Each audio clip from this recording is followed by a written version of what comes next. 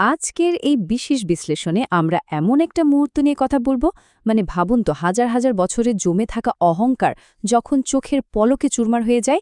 ইতিহাসের সবচেয়ে বড় বিদ্রোহী ইবলিশ তার চূড়ান্ত পতনের মুখোমুখি হয়ে কিভাবে ভয় আর অনুশোচনায় ভেঙে পড়বে সেই দৃশ্যপটটি আমরা আজ তুলে ধরব।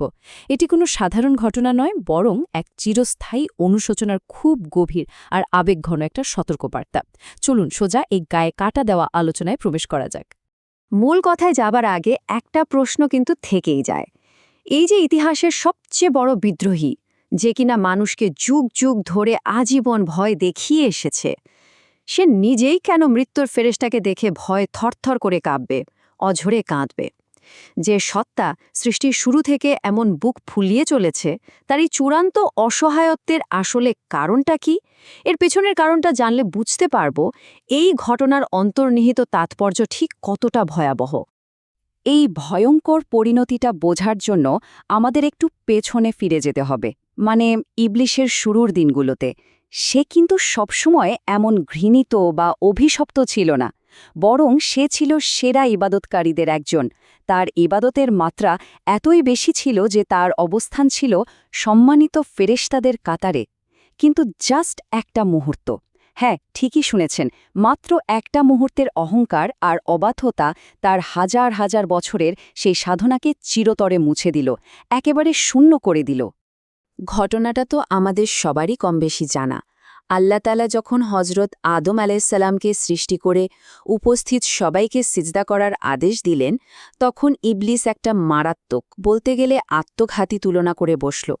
তার লজিকটা ছিল এরকম: আমি তৈরি আগুন দিয়ে আর আদম তৈরি মাটি দিয়ে। সে ভাবল আগুনের মতো একটা শক্তিশালী জিনিস হয়ে সে কেন মাটির মতো সাধারণ একটা উপাদানকে সম্মান জানাবে। ব্যাস, আগুন আর মাটির এই অহংকারী তুলনাই ছিল তার ধ্বংসের শুরু। আর ফলাফল? এক নিমেষে অকল্পনীয় পতন। শ্রেষ্ঠ এবাদতকারীর যে সম্মানজনক অবস্থান সে তিল তিল করে গড়ে তুলেছিল, সিজদা করতে রিফিউজ করার সাথে সাথেই সেটা একেবারে ধূলিসাৎ হয়ে গেল। আল্লাহর অসীম রহমত থেকে সে চিরতরে বিতাড়িত হল। আর ঠিক সেই ক্ষোভ আর অহংকার থেকেই শুরু হলো মানবজাতিকে বিভ্রান্ত করার, সোজা পথ থেকে আমাদের সরিয়ে দেওয়ার এক অন্তহীন শপথ। তবে একটা চিরন্তন সত্য আমাদের সব সময় মাথায় রাখতে হবে: ইবলিসের এই ধোঁকাবাজির হিস্ট্রি যতই লম্বা হোক না কেন, প্রতিটি প্রতারণার গল্পেরই কিন্তু একটা নিশ্চিত শেষ থাকে।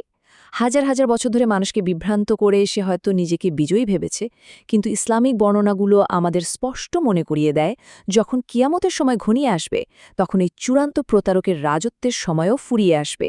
তার এই লম্বা নাটকের ড্রপ সিনটা পড়বে খুবই মর্মান্তিকভাবে। আর সেই শেষ মুহূর্তের মূল চরিত্রটি হলেন আজরাইল আলাইহিসসালাম, মৃত্যুর ফেরেশতা। ওনার সবচেয়ে বড় এবং ভয়ঙ্কর বৈশিষ্ট্য কি জানেন? তিনি তার কাজে কখনো কোনো দিনই এক বিন্দু ভুল করেন না। আর টাইমিং এক সেকেন্ডও এদিক ওদিক হয় না। যখন যার সময় শেষ, তিনি ঠিক তখনই হাজির। এই যে একটা অনিবার্য এবং নির্ভুল আগমন, এটা ইবলিসের মনে এমন এক ভয়ের সৃষ্টি করবে যা সে তার এত দীর্ঘ জীবনেও কখনো কল্পনা করতে পারেনি। ভাবুন তো একবার, মৃত্যুর ফেরেশতাকে দেখে ইবলিসের রিয়াকশনটা কেমন হবে। যে সত্তা তার পুরো লাইফ টাইম কাটিয়ে দিল মানুষের মনে ভয় ঢোকাতে, সে নিজেই সেদিন মৃত্যুর ভয়ে মরিয়া হয়ে পালানোর পথ খুঁজবে। সে পাগলের মতো পৃথিবীর এক প্রান্ত থেকে ও প্রান্তে ছুটবে, লুকানোর আপ্রাণ চেষ্টা করবে, কিন্তু লাভ হবে না। কোথাও এক বিন্দু আশ্রয় না পেয়ে সে কেবলই ভয়ে থরথর করে কাঁপতে থাকবে। পালানোর এই যে বৃথা চেষ্টা, এর এক পর্যায়ে তার ভেতর চরম একটা উপলব্ধি আঘাত হানবে। যখন সে বুঝবে যে না, পালানোর আর কোনোই রাস্তা নেই, তখন সে উপলব্ধি করবে যে তার হাজার হাজার বছরের সমস্ত ছলনা, ধোঁকা আর ওই যে বুক ফুলিয়ে চলা অহংকার সবকিছুই আসলে পুরোপুরি বৃথা ছিল।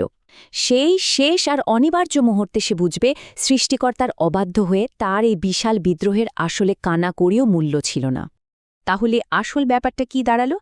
তার এই অঝোর কান্নার পেছনের কারণটা কি? সে কাঁদবে কারণ সে জানে সব শেষ, তার জন্য আর কোনো সুযোগ অবশিষ্ট নেই। তওবা করার কিংবা ক্ষমা পাওয়ার সমস্ত দরজা চিরতরে বন্ধ। সামনে এখন শুধু একটাই রাস্তা: চূড়ান্ত পরাজয় আর চিরস্থায়ী শাস্তির এক ভয়াবহ বাস্তবতা।